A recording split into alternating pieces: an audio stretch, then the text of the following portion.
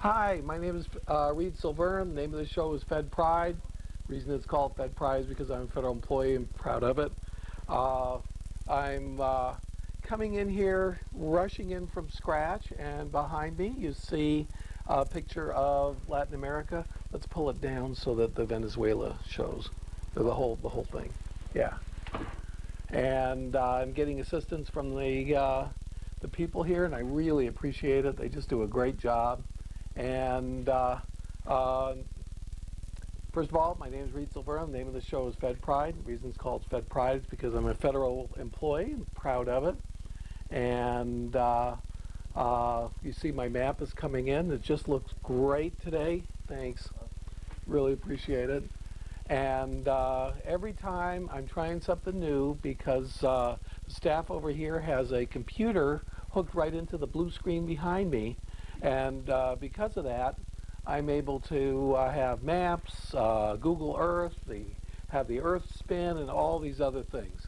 Now the question is, why do I have Latin America when so much is happening in the rest of the world? Now I'm going to point up here, and there is Venezuela. And I was very irritated and chagrined, and a lot of other people were, because Hugo Chavez, the president of Venezuela, came and spoke at the UN. The UN General Assembly is like, I'm a world leader, so I get to make a speech at the UN General Assembly at the beginning of their assembly, which is usually in September. And sure enough, I believe over 70 heads of state went up and made speeches, most of which were pretty tame. The president of the United States, George Bush, and anybody who watches this show knows I have a few problems with some of the policies and so on and so forth, but I'm very pro-federal government, and I respect our president. He is elected. We have a wonderful system of government, and I think the president made a pretty good speech against terrorism. There was another speech by another world leader, Ahmadinejad of Iran, and I've talked about him before. He's the president of Iran. He's behind Hezbollah, you know, the war that Israel had with Lebanon. And everybody expected him to make an anti-U.S. speech.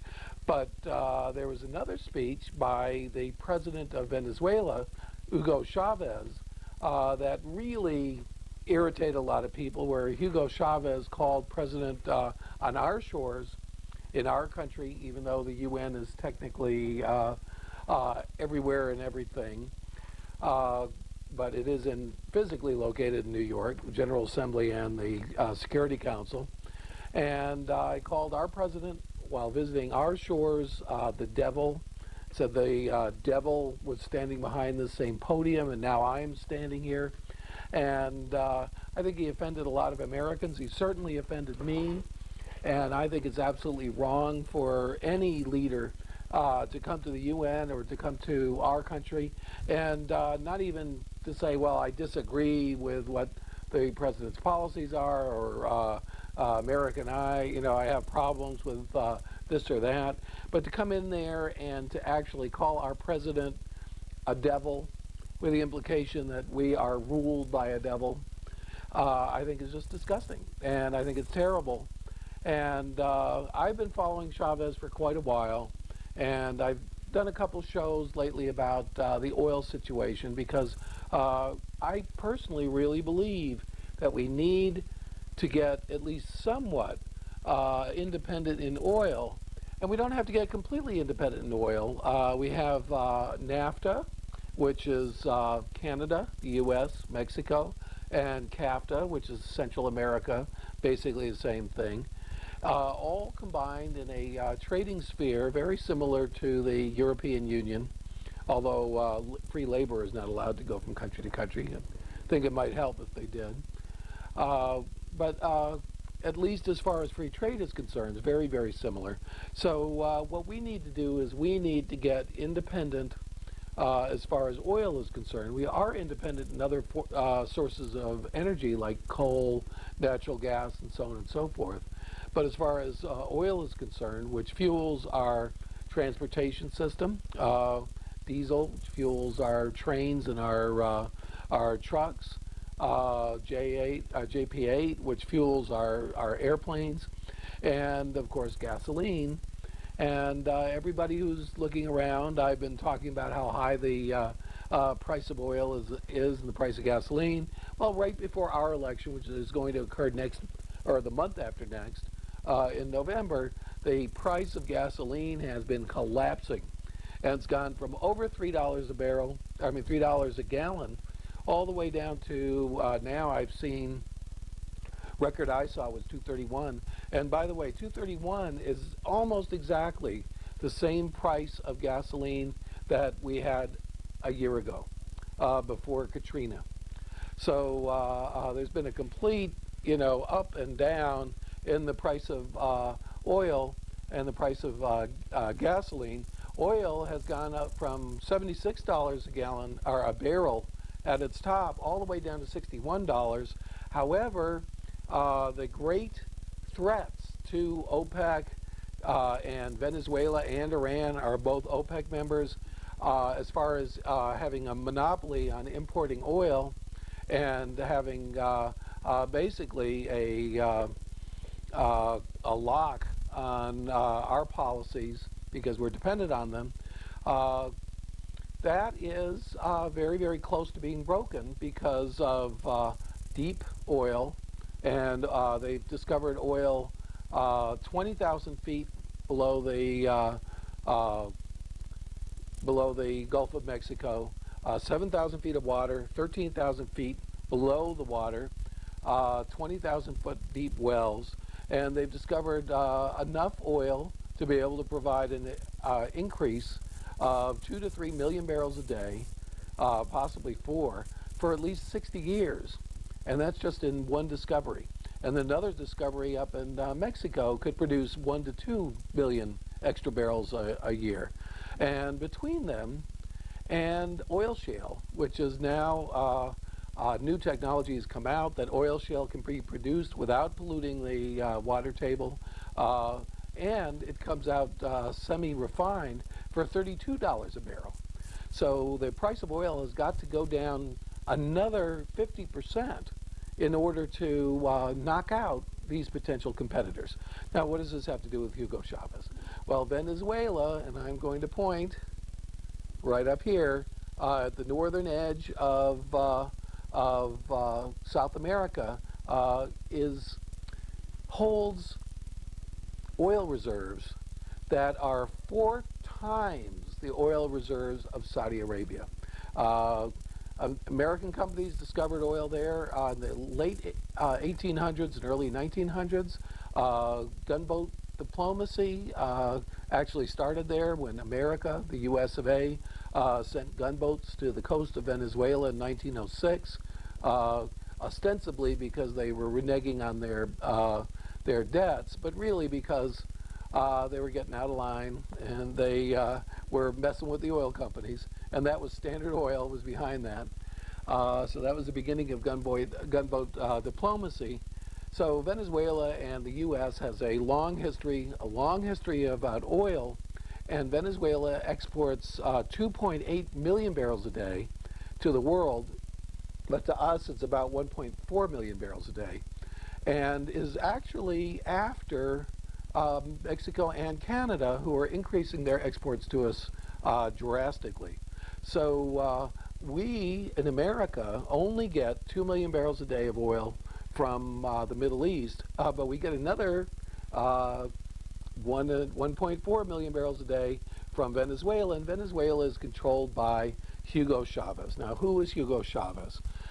Hugo Chavez is, I would call him a dictator, but in fact he's an elected and re-elected president in elections that are slightly skewed, but relatively fair for third world standards.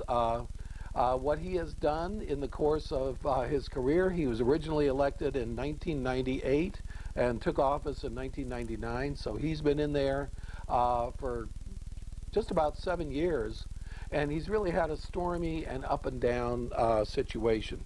In 1992, Hugo Chavez was a military guy. He wasn't the highest general, and he tried to take over the government from a person called Perez. And Perez was, well, he was kind of a dictator too, a kleptocrat, which means he stole a lot of money. He was later overthrown, and elections were brought in, and there's been a constitution for about a decade, pretty much supported by the oil industry. Venezuela has its own oil company. However, our oil companies, primarily ExxonMobil and Conoco, have what was regarded as, and probably is, extremely unfair deal, where Venezuela was only charging 1% tax on oil that was brought up out of the ground, and because it has so much oil, it's relatively cheap oil too. So if ExxonMobil selling it for let's say $20 a barrel back then, paying 1%, 20 cents, they were making $19.80 profit straight off of Venezuela. So the Venezuelans have been very resentful of that, and when Hugo Chavez tried to overthrow the government, he was thrown in jail and then let out. Not only was he let out, he spoke before the entire country and asked his troops to stand down and said, por ahora, which means just for now, just for the moment. And sure enough, 1998, 6 years later, he's running again, and he was elected, and not by very much, 54% to 40%, not by a landslide or anything like that. But he supposedly represents the poor, and he has his own little ideology called Bolivarianism. And Bolivar is the guy who actually was from Venezuela. Bolivia is named after him, who started the second phase of the revolution against Spain, and was one of the spearheads, and actually had armies throughout all of Latin America. He tried to unite Latin America. This is back between 1810 and 1825, and all of that area, in fact, I'm going to point at it. I have to get used to looking the other way. But he had Bolivia, Peru, Ecuador, Colombia, Venezuela, took that whole area, and with his own revolutionary armies, freed those areas from Spain. But those all broke up into separate countries, and he ended up with just Venezuela. I think he died in the 1820s, if I remember. However, Chavez has been exploiting his name in this what we kind of call populist ideology of basically nationalizing industries and taking lots and lots of government funds and funding the poor, basically funding for votes.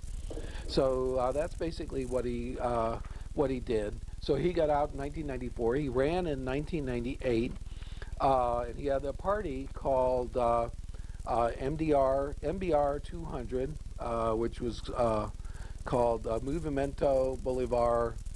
I'm not sure exactly what the R stands for. So 200.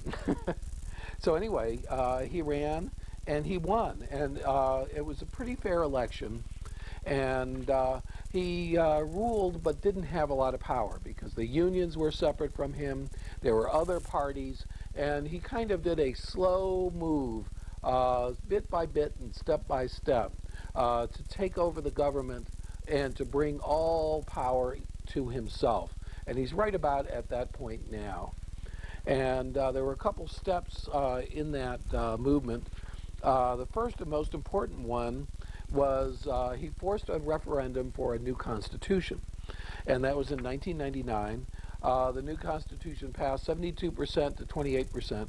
Ironically, one of the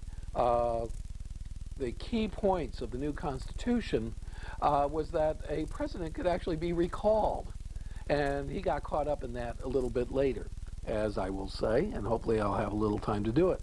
So he rewrote the Constitution, basically taking a lot of power and bringing it to the president. Throughout the history of Latin America, there's always been a problem of what they call reeleccionismo, and reeleccionismo is the ability to reelect a president. And basically, in Latin American history, especially in the 1800s, if a president could be reelected, he would be reelected, and he was basically president for life. So the way they've controlled that is by only allowing presidents to run once and then rule for a limited amount of time. Well, Chavez got rid of that.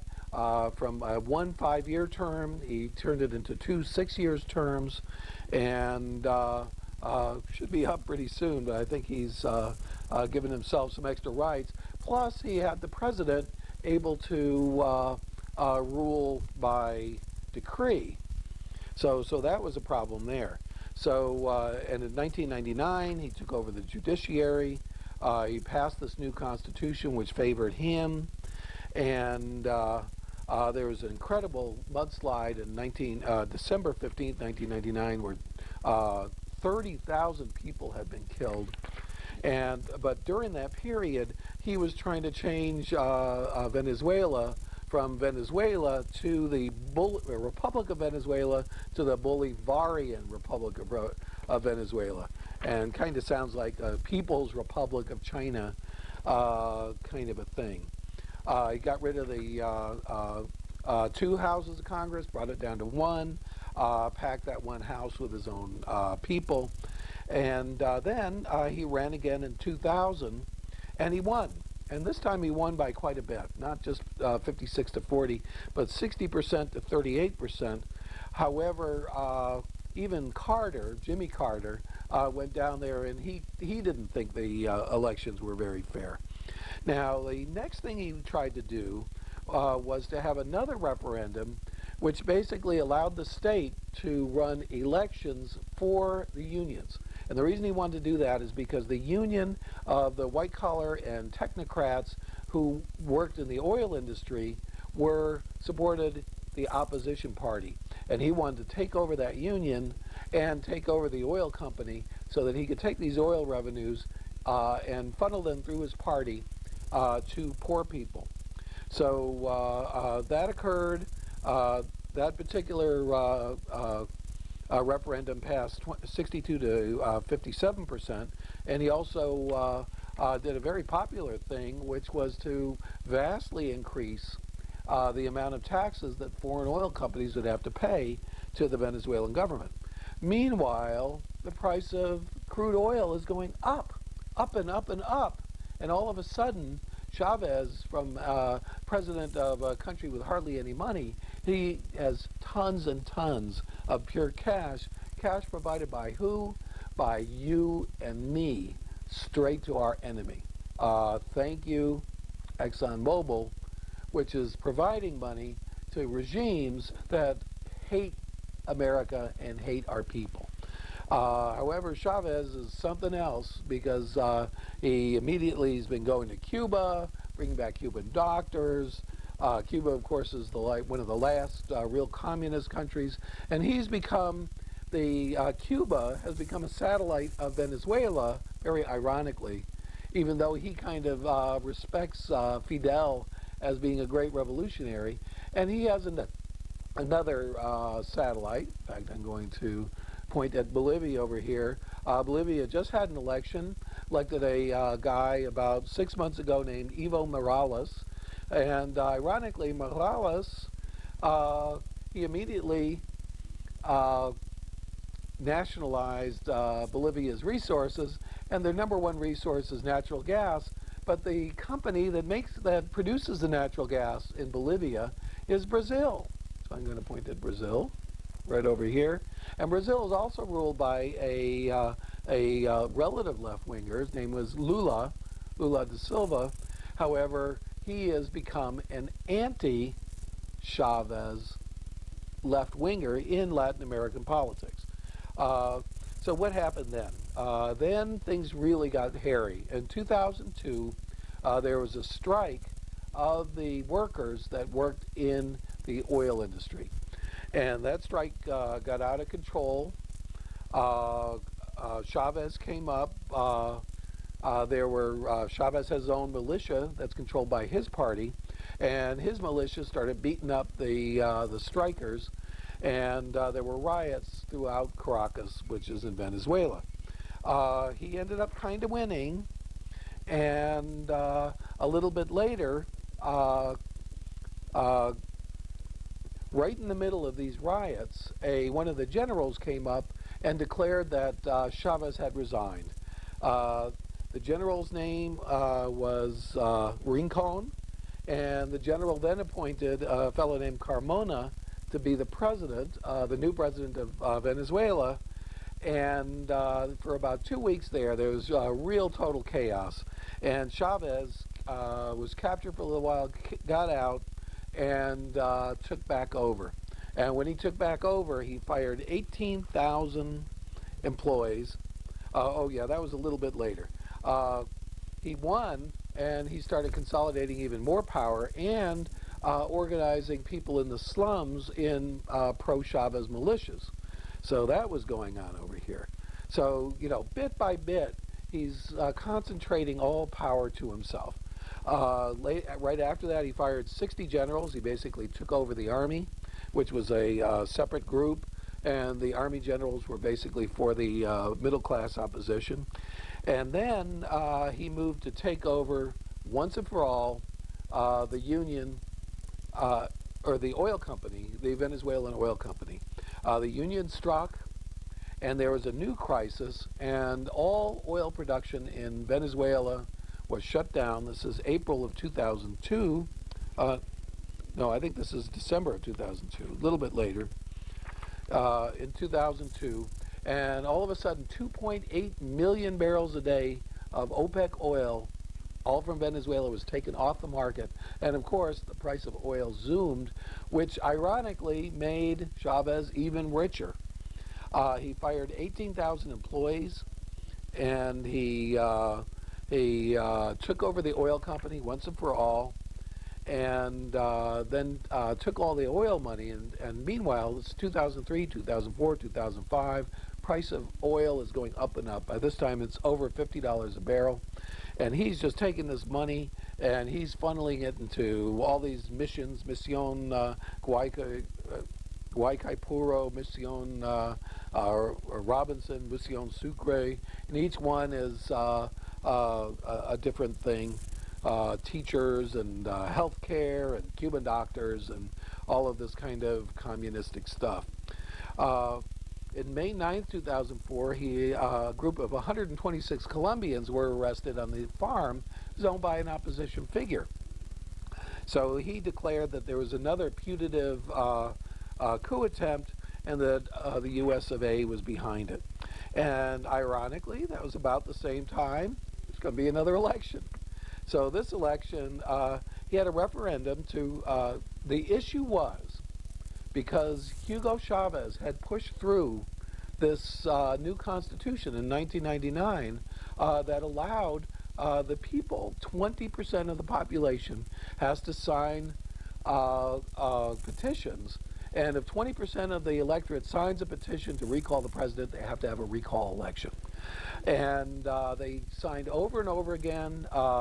Chavez controlled the Electoral Commission. He kept on throwing out the signatures, calling them frauds, arresting the opposition, and so on and so forth. This is the last real opposition left. And they actually forced a recall, and then Chavez won the recall. And that was it. That was completely 100% controlled by Chavez. Last year, he went and visited Cuba and offered Cuba all the oil for free and funds. So he's become the new Russia to the Cubans. He's got in there. He's offering all kinds of bribes to different politicians all around South America. And he's become very, very overtly and loudly anti-American. Right before he went to the UN, he had gone to Iran, and he had embraced Ahmadinejad, said a lot of things, negative things about America. And then, of course, went to the UN, insulted our president and our government right here on our shores. And even the Democrats are quite upset about that, as am I. My name is Reed Silverman. The name of the show is Fed Pride. The reason it's called Fed Pride is because I'm a federal employee and proud of it. Thank you.